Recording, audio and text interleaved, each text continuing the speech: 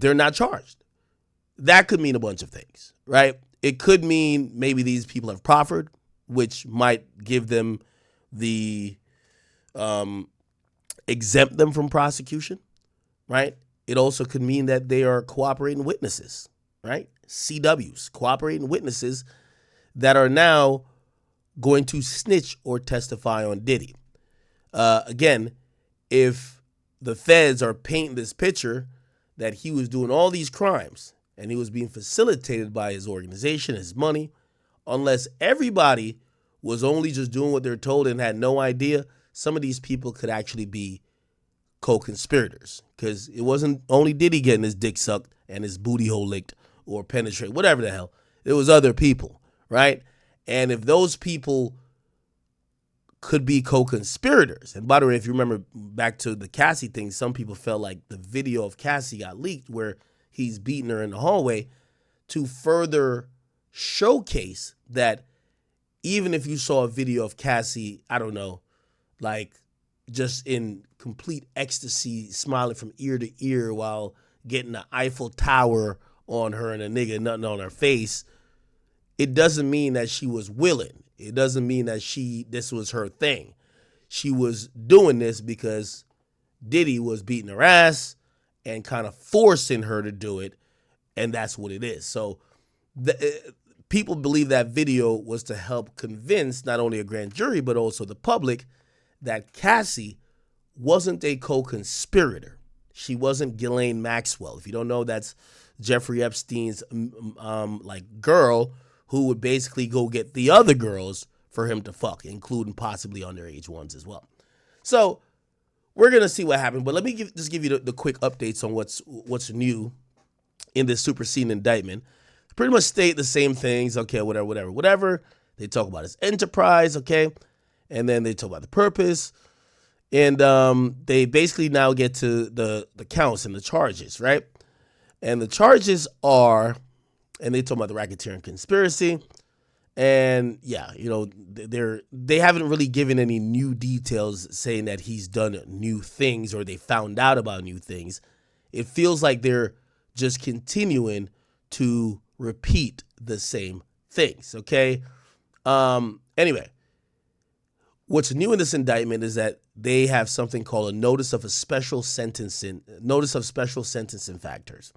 Now, I'll read really quickly. So from at least 2009 up until 2018, part of his agreement to conduct and participation in the conduct of affairs of the Combs enterprise through a pattern of racketeering, Diddy agreed to affecting interstate commerce and foreign commerce. Now, just to not bore you with the bullshit details, because they type a lot in these things, they're saying this is still an indictment. It's a superseding indictment, but they're putting what's called special sentencing factors in the matters in federal court.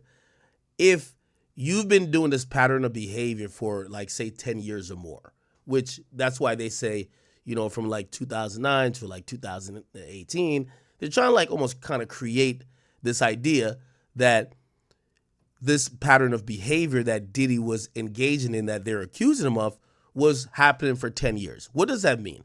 Usually if you're found guilty of such acts, and it's provable that this was happening for a decade or more, in sentencing, they're gonna slam the hammer on you, which I would mean, or I would take this to mean, they want Diddy to go to jail for life. That's what they're trying to say. Okay, this motherfucker been a creep. He been this.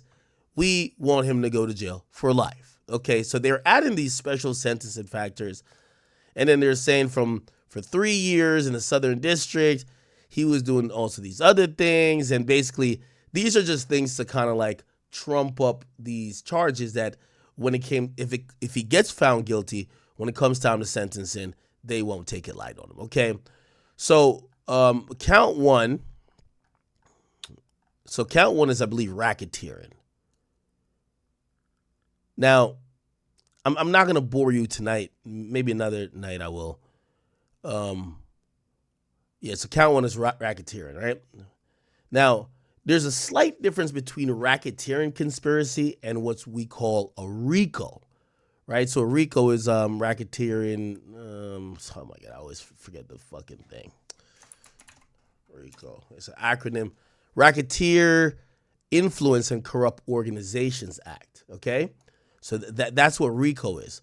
He's not necessarily charged with a RICO, but RICO is they're very similar. Like being charged with a RICO and then charged with racketeering conspiracy is like they're like half brothers, if you get what I mean. So, and they both kind of work the same. Where like you see, they start listing a bunch of things underneath it, saying, "Yo, we believe that he." Here we go. Oh, he did multiple acts of tampering with witnesses, bribery. He did, I think they'll say even arson at some point. It says sex trafficking, forced labor.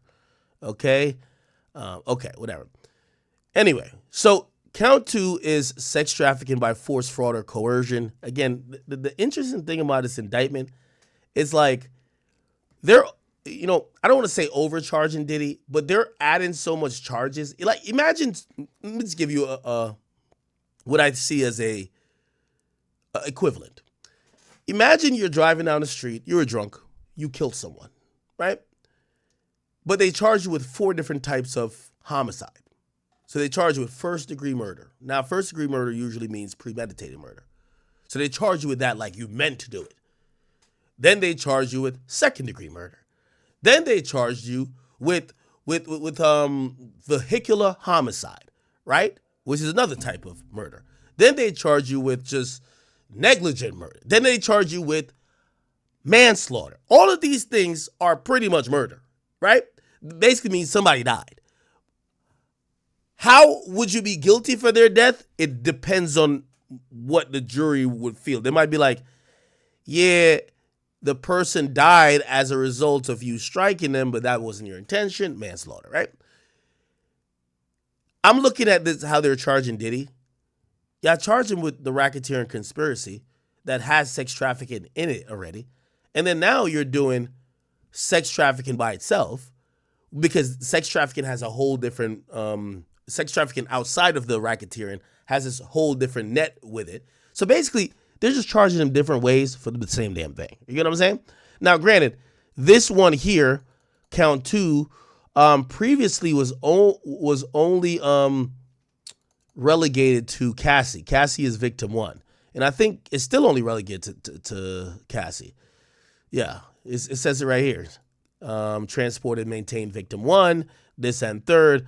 So essentially, again, his case is going to be so interesting. I think it's still set tentatively for May 2025. It's going to get pushed back. I don't think this happens even in 2025. Whenever this gets to court, it's going to be explosive. Cassie's going to be on the stand, and she's going to have to sing like a Tweety Bird, probably 2-3 days up there. I'm pretty sure it's going to evoke tears. It's going to be really emotional. They need Cassie. Cassie is the person that is going to do a lot of legwork if Diddy goes to jail.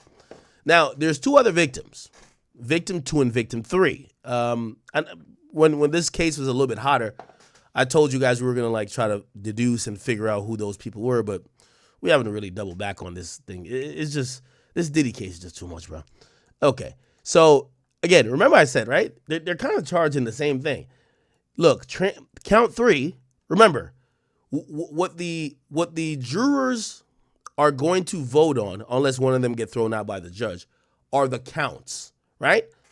So, why I said they're charging differently for the same thing? Under the racketeering thing, right? Under the racketeering thing, you're going to see sex trafficking. Then they charge them differently for sex trafficking. Then you're going to see prostitution is one of these. Let's see. Here's the arson for Kid Cudi. You got a kidnapping. I'm pretty sure they have prostitution somewhere here. Forced labor.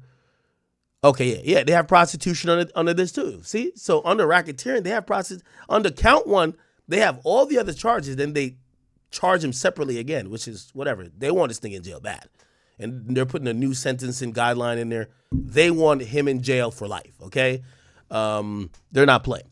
So count 2, sex trafficking by force, fraud, or coercion. I told you this is the Cassie charge. And count 3 is transportation or engaging in prostitution. And yeah, if you kind of like go through this, it's also kind of limited to Cassie. And then count 4, which these are the new counts that they introduced, I believe, in the second superseding indictment.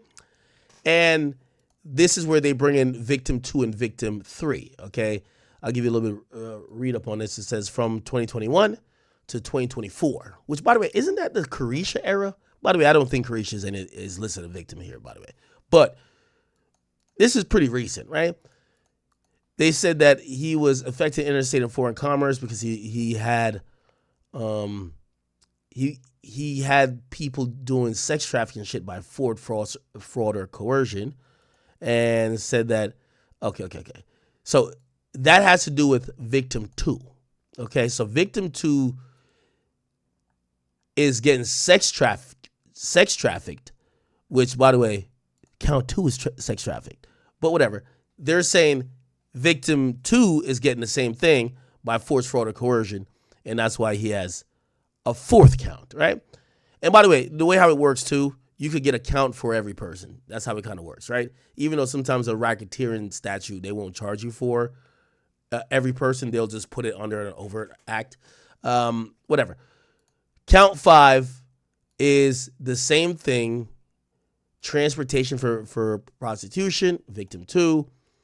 And that's about it. Now, they had a victim 3 in here. I don't know if maybe they removed that person. They might have removed that person. Chat, do you see a victim 3? In one of the other indictments, there's victim 3.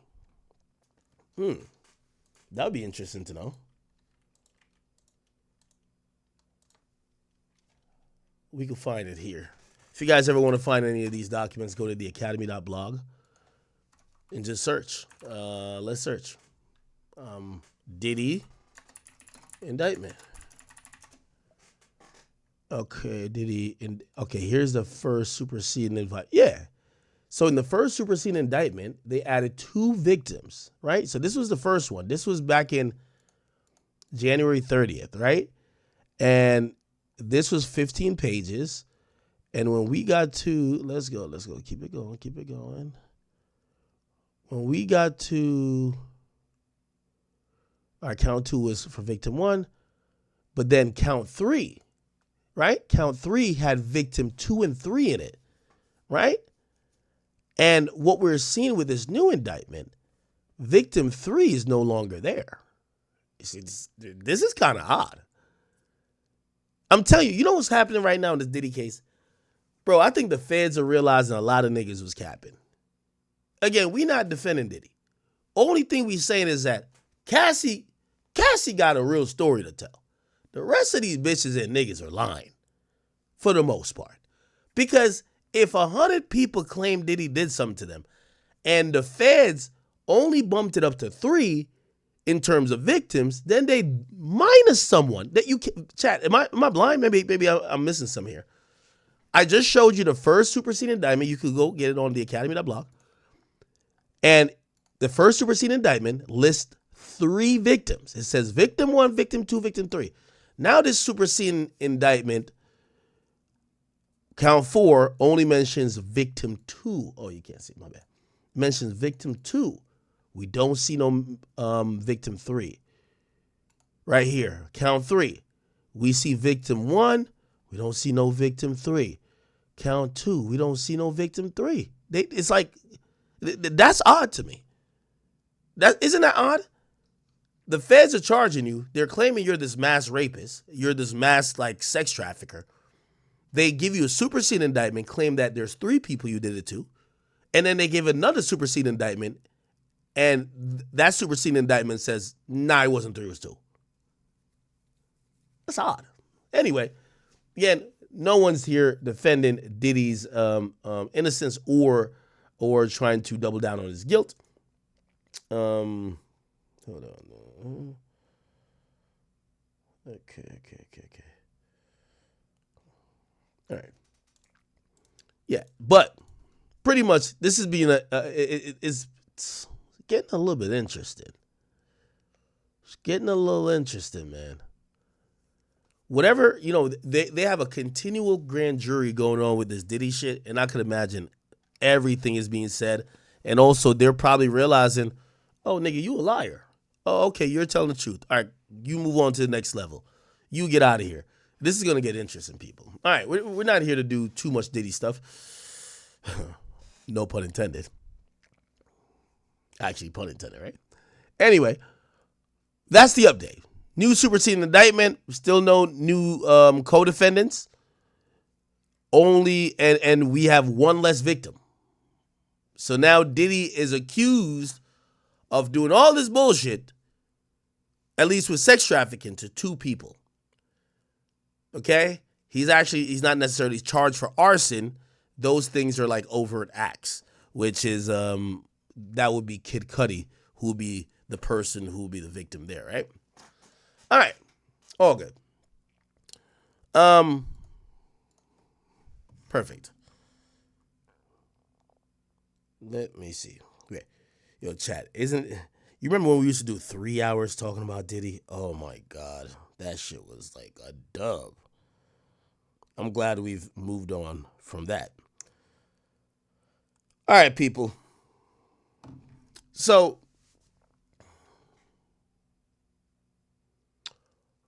we should probably do the Tay-K thing a little bit. All right, let's do Tay-K. Chad, Tay-K was, this Tay-K trial has started, man. It's so sad. I was on Twitter today. I don't know if I could find the tweet, but someone, actually I could just look it up right now. I won't find the tweet, but I'll find the image they use. Tay-K the race. Oh, no, let's just do, yeah. Tay-K. I love this video where he was just like stacking. Right here. Is it this one? Damn. Yo, it's been so long. Those videos used to pop up a lot. Now all the videos of him are in court or jail. Tay-K stacking. Okay, yeah. Like, chat, the reality of it is this. This is Tay-K that we remember.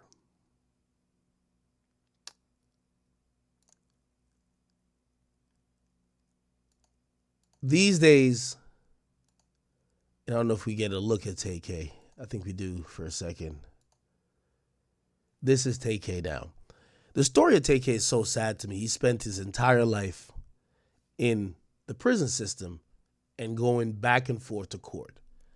And if you don't think that's, by the way, I'm not saying he doesn't deserve it, because we can't sit here and act like someone who allegedly or was convicted of doing murders and was openly bragging about it like, oh, they should just be free because we like their music. So I'm not saying he don't deserve it. But there is something quite sad about someone who, again, he's hauled back and forth to court. He's already serving essentially a life sentence. He has 55 years. He has 55 years. How old is Tay-K right now? Let's go look it up. Tay-K-H. He's 24.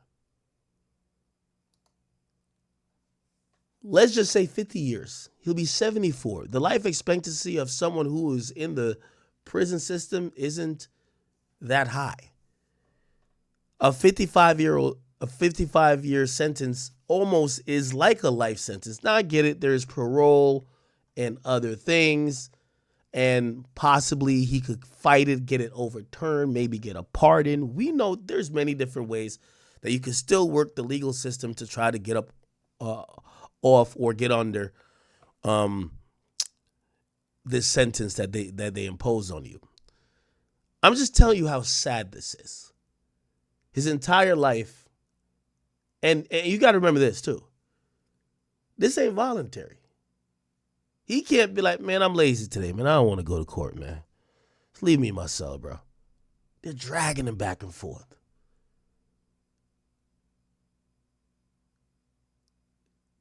At this point, I wouldn't be surprised if his family don't show up to every hearing. This is taxing and emotionally taxing on anybody. This is going to happen for maybe a couple more weeks again. Then they might do appeals. Then they might do, they got to go through sentencing if he gets found. There's a lot of things to be done. And we have to acknowledge how sad it is. We're watching a young man that we Love his music. I was bumping on my story because you know me, gun collector. That's it. I bought a few weapons and I put a TK song over it. And I was like, damn, TK makes some good music. But we're watching this guy live his entire life behind a glass, from fuzzy pictures of people with him on the phone through the screen, or we're watching him in court just kind of go through the motions, because how optimistic could you be when you already got life? Now, to be clear, and let me explain what's going on. So he got found guilty for the first murder. TK was charged with multiple murders. This next case, so the first case he got found guilty on, he was one of the only people that didn't take a plea. He thought, well, if I take a plea, the plea deals were like 15 years they were giving out. And he was probably thinking, I want to be an artist. Like, I'm hoping to get through this. Hopefully, I'm going to beat the case, because that's what colloquially everybody keeps saying about, everything. I'm going to beat the case, right? Take it to trial. Well, the case was this. TK and his peoples go to rob somebody. Okay? TK provided the gun. TK didn't pull the trigger. The person who was robbing the person pulled the trigger, killed the person. There were multiple people involved in this setup. Women, of course. Close that back door. Don't get snaked by a thought. Those women all testified. They all took plea deals, and they all testified. TK and I think his legal team thought, it's one of those things, I planned the robbery. I didn't tell him to kill a nigga. I didn't plan a murder. But the way how the law works in most places, especially in Texas, well, if you planned crime A and it turned into crime B, C, D, and E, you planned the whole thing, nigga. And that's what happened, right? So not only was the people testifying against him, he got found guilty for that murder. He's doing 55 years. But he has another murder. Now, during this turned up time of fuck a beat, I ain't trying to beat a case, and I ain't beat a case, nigga, I did a race, all that type of stuff. TK was up in one of my favorite restaurants, parking lot, Chick-fil-A. And while living that young, gun-toting, crazy life, there was a cameraman, and let me be very clear, not a cameraman, because it was a boy. They all were underage. And they were supposed to shoot a music video. I don't know what exactly happened, how it went left, or maybe it was never supposed to be that. TK and his people tried to take the man's camera equipment. The dude was not trying to give his shit up. He hopped on the windshield of the vehicle in the parking lot of Chick-fil-A. Now, this is a trial he's in now. And this is why it's, they treated the dude like he was a gnat. You ever see someone hit your windscreen and you turn on the thing to get the white person wipe it off? Well, they ain't do it like that. TK pulled out his magic wand, his gun, reached outside the window, and shot the dude. The dude rolled off the hood of the car, and he bled out in the parking lot and died.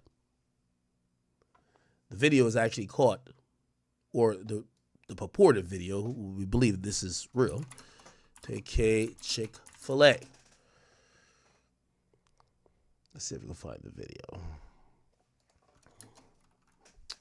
Surveil, here we go.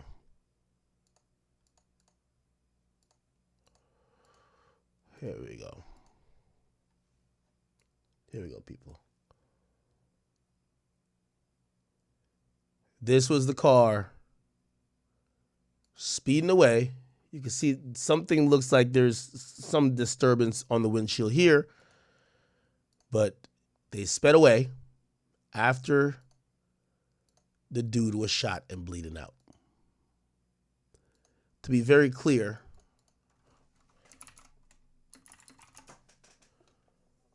hold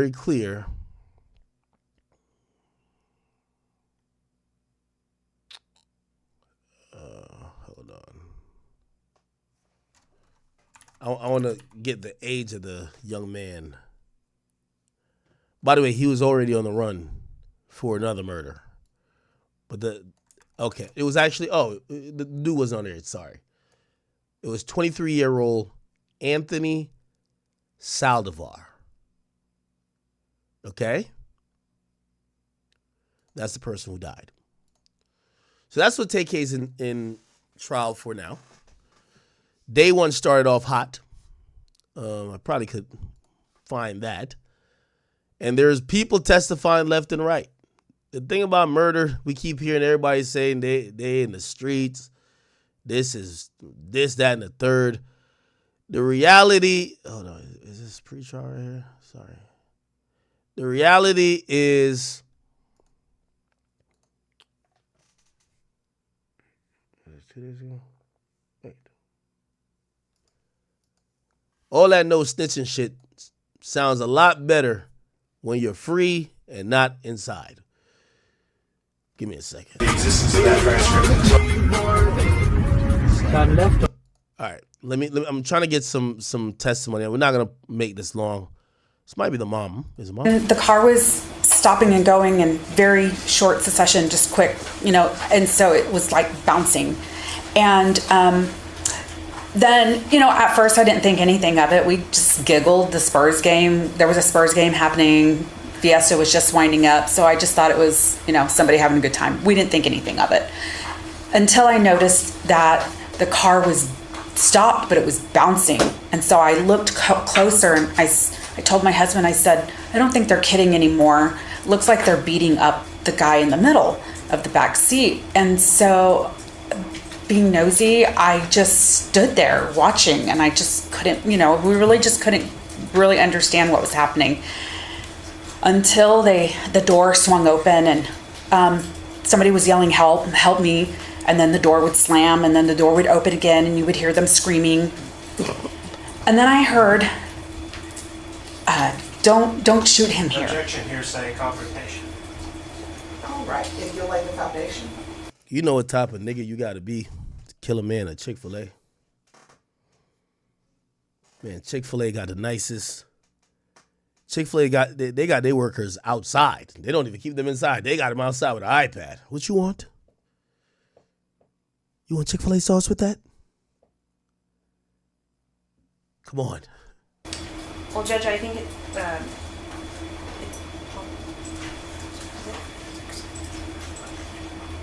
The player 001, thank you for your donation. Let me read what you just said. Appreciate you. What you just said. Wait, is it on the Academy check? Give me 1 second. Let me just read your donation.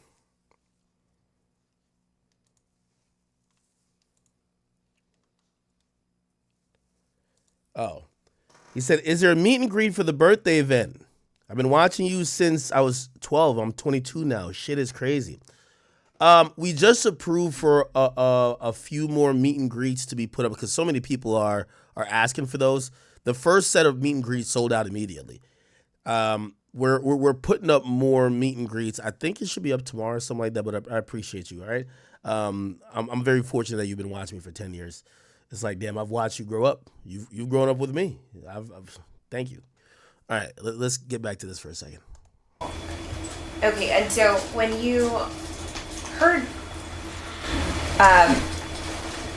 that statement that you just said, without repeating it, what was the demeanor of the people that were inside of the car? They were still hitting him. Okay, and so was it like a high stress situation? Yes. Okay, and you described it as chaotic? Yes. Okay, and so then what did you hear? I heard that, and it frightened me because when I looked closer, I noticed that the passenger in the front, who was wearing a white shirt, was holding a gun. And that's when we backed up a little. We took a couple of steps That seems like that would be TK. back. progressed from that issue to what's been visually observed, I just renew my objection. If they're abandoning trying to lay the foundation, I'd ask for instructions since part of the answer was given. That will sustain. You're going to disregard what was said. The person in the front seat that was holding the gun. Okay, and you said what color shirt was that person wearing? He was wearing a white t-shirt. Okay, and Hey, I ain't gonna lie. This case ain't gonna turn out too good. When somebody when did this incident happen? This happened in 2017. If she remembers, she's not saying, let me think, it's been a while. She's saying it, yo, he was wearing a white t-shirt. That's 8 years ago. Just have to remember, the witnesses are definitely going to be the people who really tell this tale. you had previously described this person as a Hispanic male, is that correct? Yes, Okay. but again, the car was just moving. It was bouncing. So everybody just looked brown to me. Okay, and so when you describe the front passenger seat, I guess as far as the person that was in the front passenger seat skin tone, would you be able to describe their skin tone and their tone of hair? Yes, they were, it seemed to be, if I said they were Hispanic, it was like they were darker, a little bit darker, and they had dark cropped hair. Okay. Well, and Sitting, it's like, did have a hand. All right, we're not going to watch this whole thing. By the way, this was, I believe, day 2. Day 1, I'll give you a quick run through because there's a little short video. Robbed of his passion and fatally shot for fighting to get it back. That's how the prosecution describes what happened to Mark Anthony Saldivar back in April of 2017. It is what we heard on the first day of the murder trial for Texas rapper Tay-K. His real I might be wrong, Chad, but every time I look in Tay-K's face, I see regret, man. I see regret. I see pain. I see turmoil. name is Tamor McIntyre, and he was 16 when he was accused of killing Saldivar. Erica Hernandez covering this for us, and she joins us now from the Bexar County Justice Center. So, Erica, how did each side lay out their case here on day 1? Yeah, Myra, so for the state, they say Mark Anthony Saldivar was allegedly attacked by Tamor McIntyre and his friends as they were trying to steal his photography gear. But the defense says that there will be key eyewitness testimony that will be inconsistent and that they have evidence that will dispute the state's entire case. How do you plead? Not guilty, Your Honor. It's been more than 7 years since Tamor McIntyre was arrested and later charged with the capital murder of 20-year-old Mark Anthony Saldivar. Saldivar fatally shot in a Chick-fil-A parking lot right across from North Star Mall after allegedly having his camera equipment stolen. He was an up-and-coming rapper that contacted Mark about this photo shoot.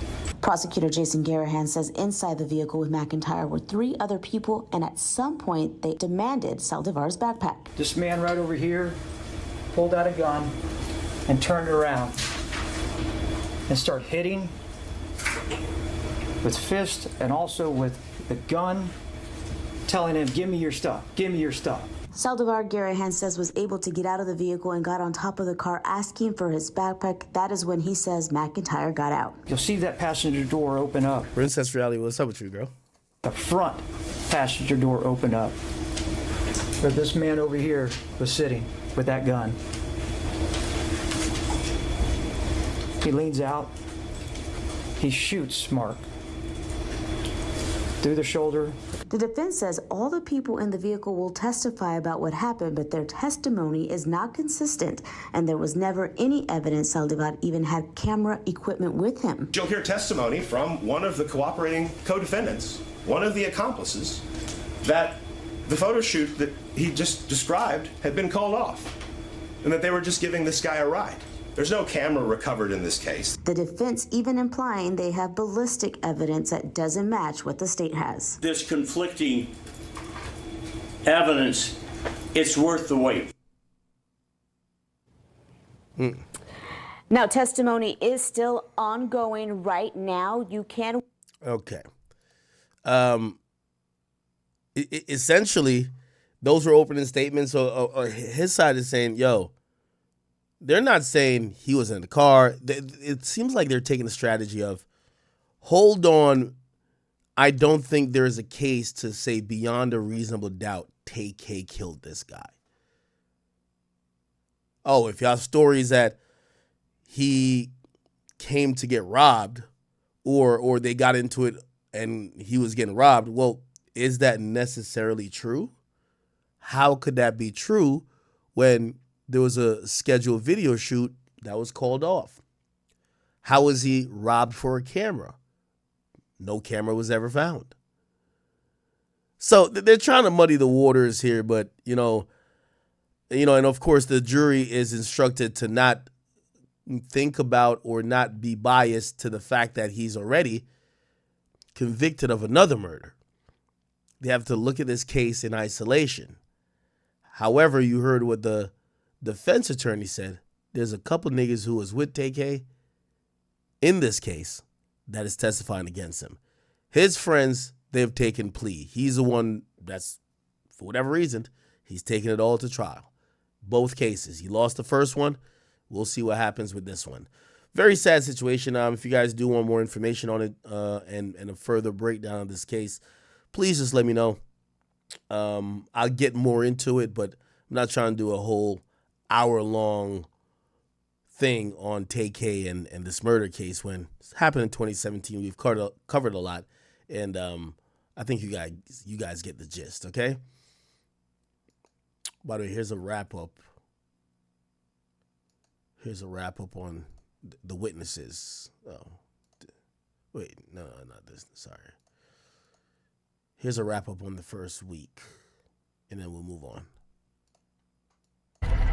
Testimony from the chief Bexar County medical examiner wrapped up the first week in the trial of Texas rapper Tay-K. Tamor McIntyre is accused of killing photographer Mark Anthony Saldivar in a Chick-fil-A parking lot across from North Star Mall back in 2017.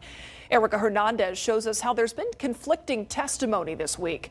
Plus, we take a look at what we can expect next week. He leans out. He shoots Mark through the shoulder. On Tuesday, the state came out swinging, saying they had enough evidence to prove Tamor McIntyre was the one who pulled the trigger and shot 20-year-old Mark Saldivar. This after they say McIntyre and 3 others tried to rob Saldivar of his photography gear. But testimony this week in the high-profile trial hasn't been so clear. Several people who witnessed the fight inside a vehicle or the actual shooting weren't consistent about the identity of the shooter. Some testifying that it was a Hispanic man and others a black man. Okay. Now this is interesting. And I understand. So these are people who weren't in the car. These are people who are looking at the car, right? I think what's really going to matter are the people who are in the car if they're testifying, right? About clear. Several people who witnessed the fight inside a vehicle or the actual shooting weren't consistent about the identity of the shooter. Some testifying that it was a Hispanic man. Yeah, that's what she was saying. She said it looked like it was someone who could be consistent with being Hispanic. Or definitely had a short haircut, though. And others a black man. The jury also viewed surveillance footage of the shooting and moments after as the vehicle was abandoned. But nothing has been clear enough to show that Tamor McIntyre was in fact the shooter. On Friday, the jury did hear from the medical examiner who explained how one gunshot wound to the shoulder killed Saldivar. The bullet would have to go through the chest, which would mean the possibility of hitting the lungs, so the left lung, the right lung, the heart. The 3 people who were alleged to be in the car with McIntyre have yet to take the stand. That is expected next week. Also next week, the jury could deliberate. If they do find McIntyre guilty, he would automatically be sentenced to life in prison. At the Akademiks Justice Center, Erica Hernandez, KSAT 12 News. Okay. We'll see how this goes, chat. Again, if you guys do want to watch, me, I'm like a stickler for details. I would love to see the medical examiner's testimony. It'll tell you how brutal or how, even how this person died, their last moments. Because, did this person bleed out, like fucking choking on their own blood? I know this might be graphic. Did they die immediately, right? Was it a shot to the head and it just died immediately? it kind of helps, depict how, obviously it's a gunshot wound, but still how this person's last moments was. And it kind of does help make up the jury mind to be like, yo, this nigga is a fucking savage, right? This person sat there choking on their own blood in a fucking Chick-fil-A parking lot for an hour while onlookers was calling the police, and you drove off thinking you got a camera or a SD card. Like, yeah, if we find you guilty, there's no death penalty, I think, in this case, though. Take a death penalty. I think there was death penalty in the first case. I think there was, yeah. So he's not eligible for death penalty in this particular one. Oh, it's because he was a minor at the time. Okay, all right. It said there's a federal case law that says when a criminal is under age of 18, death penalty is now on the table. This is state, though. I guess the state didn't elect for it with this one. I think they did with the first one. Or they tried to. There's a whole, drama with it. Anyway. All right, people. You know what I just seen posted? Shout out to my niggas who run Akademiks TV. Actually, let's watch it there. If you guys don't follow Akademiks TV on Twitter, you guys are missing out. This was interesting. They said Young Thug pulled up to DDG's stream. So DDG is really popping off streaming right now. And apparently he streamed himself. I think this is at the Marathon Burger spot? This was some people were telling me, and they're saying that Young Thug pulled up. Watch this.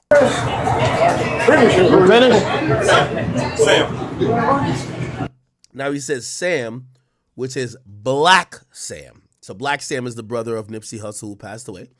Marathon Burger. You know the slogan, Marathon continues. This is DDG here. If you don't know, he cut his hair because he got a lot of subs. He got 40,000 subs, which he did a 7-day nonstop thing. Chat, should I do some shit like that? 7 days nonstop, film every moment? That seems extreme. I'm like, hold on, man. Hold on now. Okay, anyway. Thug pulls up. DDG's here. Now, the reason why I'm actually even watching this, and you know me, I love drama. When Gunna went to perform and just got out of jail, before Offset started fucking with him, and then I seen a few other people start fucking with him, nobody fucked with Gunna. Everyone was calling him a rat, Master Splinter. The only person when he sold out to Barclays and he was doing these shows that never talked against him, never said nothing bad about him, and he brought this person out was DDG. Now, they have a song together. They do have a song. But DDG was one of the only people that supported Gunna. And this was an interesting moment for me because Thug clearly hates Gunna. Clearly. It's the reason why I told you he was sending out these smoke signals when Gunna was dropping. He wanted to let people know, don't let this fuck nigga, because Gunna never said fuck Thug. But Thug wanted to let people know, I don't like this motherfucker. But he couldn't say it. It would be called witness tampering. He sent messages to Wham. He sent messages to Dirk. He sent messages to a few other Atlanta rappers that I won't say their names. He was telling everybody, I don't fuck with this fuck nigga. So I would imagine, even now that he's free, which he still don't fuck with Gunna, when he sees DDG, and I don't think he has a relationship with DDG, but DDG's been supporting Gunna, what will that reaction be? Will he dap him up? Yo, DDG was cracking, homie. Now, granted, DDG ain't testify against him. DDG ain't say nothing against him. DDG cool with everybody, right? Let's see what this reaction is. Now, I'm looking at DDG's face. It's like, DDG's like, oh, shit. Look. Maybe I'm reading too much into his facial expression. Let's go. No, my brother. Ooh. Now, DDG's a rapper. I know we've seen the streamer shit, but he is a rapper. I think DDG, he played it cool. He kind of knew what it was because he could have been like, oh, you trying to dap me up and get embarrassed. He ain't go for the dap either. He ain't go for the dap and then you're going to see Thug go for the dap, but he's trying to dap up Black Sam, Nipsey's brother. Somebody said DDG ignored Thug. No, they both ignored each other. They both ignore each other. That's what happens. Let me get some more gloves. Get some more gloves.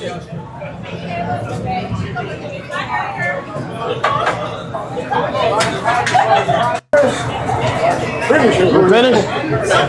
Sam. It's like he sees Thug here.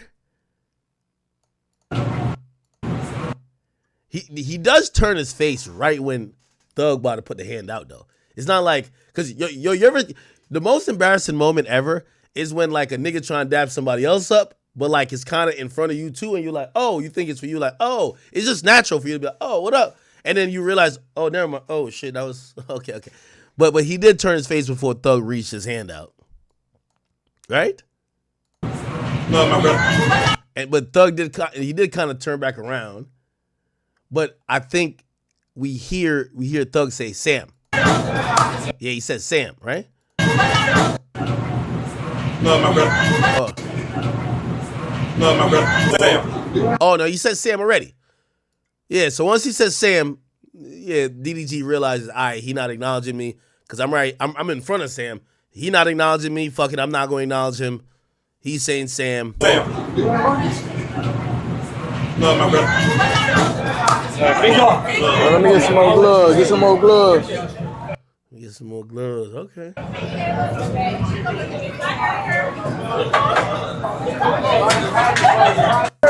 All right.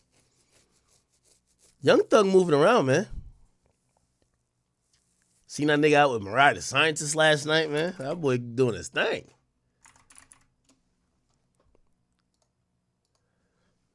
Young Thug, Mariah, Scientist. Yeah, they were at the game last night. Look at them.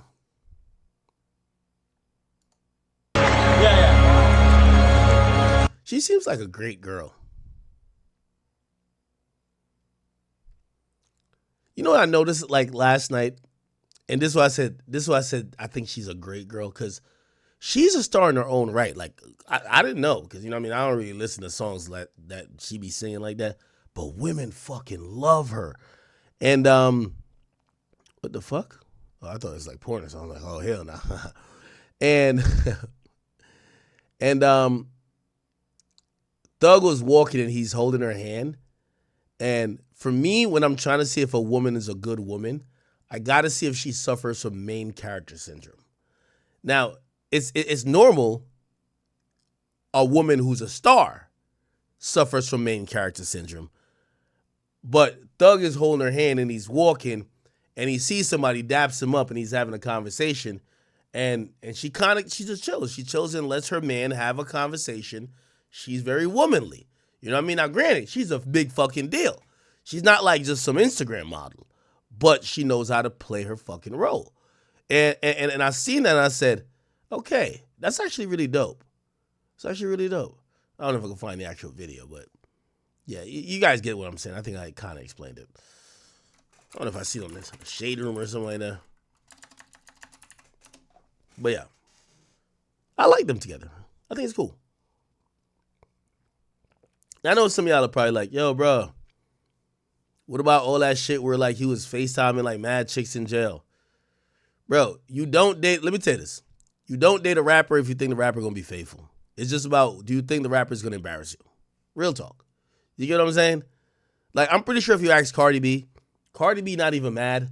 Like, I guarantee there's no way Cardi B got with Offset saying Offset was never gonna cheat on her. I guarantee her problem with Offset is that, bro, you're fucking bitches that I be shitting on, that be working in clubs that I used to work in. Like, you're fucking the same bitches that's like they're my fans. You know what I mean? Like, women are a little weird with that. If it was just some random bitch after a show, he don't care. I guarantee she don't care. I'm telling you don't, let me tell you something. Rule number one, you don't date a rapper if you want a rapper to be faithful.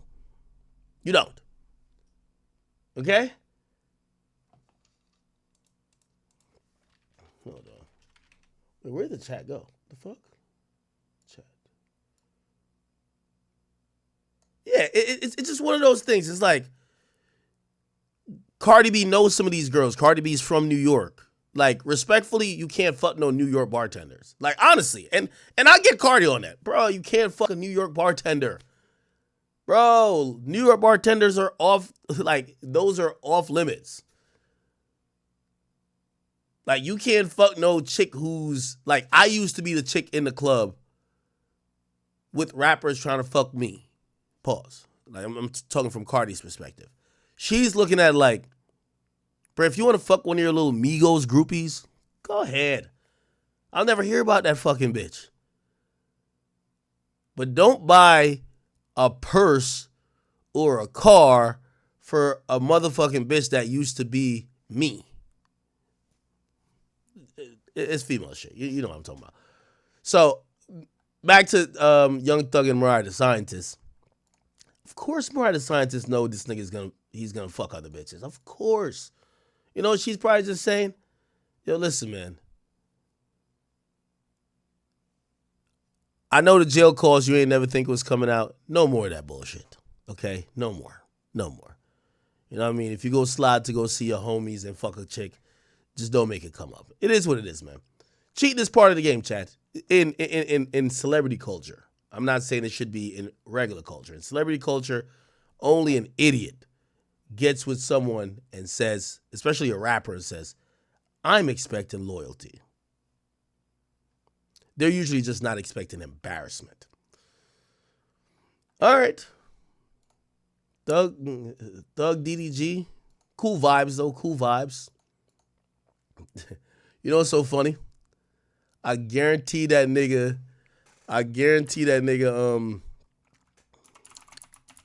Gunna. Yo, I guarantee Gunna texted DDG and be like, yo, I appreciate you for keeping it P. Some dumb shit like that. He probably said something like that to him. Yo, DDG, thank you for keeping it P. You know what I mean? All right. All good. Let's see. Really quickly. Yo, chat, man. So Spotify has removed notable streaming volume from tracks across genres for the third month in a row. February, March, and April, they have done this. I don't even think they make the announcement. Let's see if we can see it. Spotify removes data. Let's see. We're trying to see. Spotify fake remove fake streams. Okay. All right.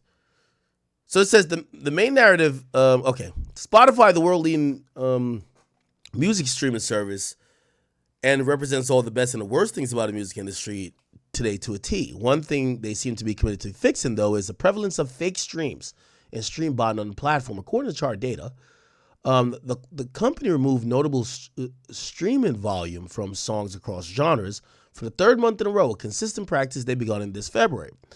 Now that we're in April, fans have more questions about who this is really about, okay? All right, so this is what they said. February, March, and April, they've removed it. By the way, they did, I think, put out a statement saying that, if artists, are caught doing this, they'll do certain things to remediate it. And of course, at a certain point, they'll try to punish the artist. Okay. Now, who are these motherfuckers who are faking streams? Could we talk about it, chat? Could we talk about it? Now, if you ask me,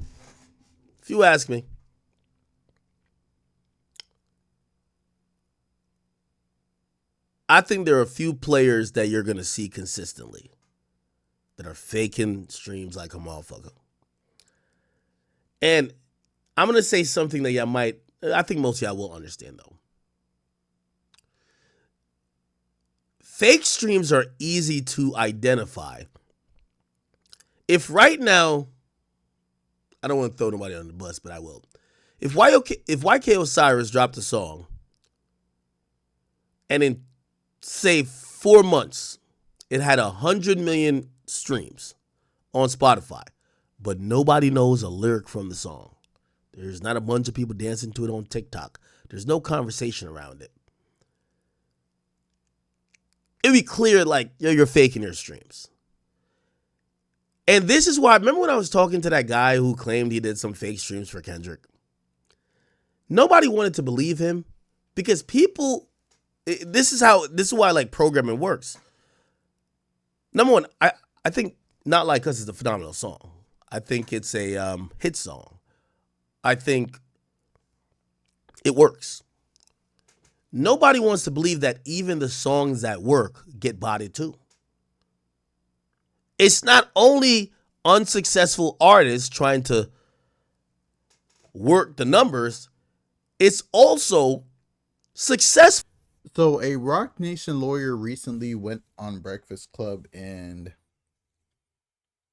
he was asked if he would ever take Diddy's case, and he said no, because he's loyal to Jay-Z and Rock Nation, and Jay-Z is not seeing eye to eye with Diddy right now, which is kind of strange, man. Like, we always thought before Diddy got locked up and all these allegations came out that they were so cool, this, and that.